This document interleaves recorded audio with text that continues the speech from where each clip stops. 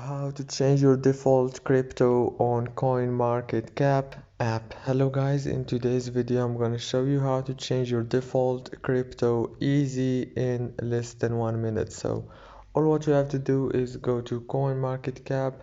Now my default crypto is Bitcoin.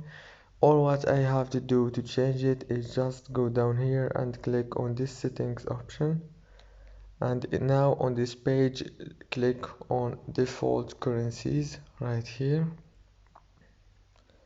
and it will take you to this page. Now click on crypto here in the top, and here you go. Now right here you can choose now the crypto that you want, and if you didn't find it you can search from here for the crypto that you want.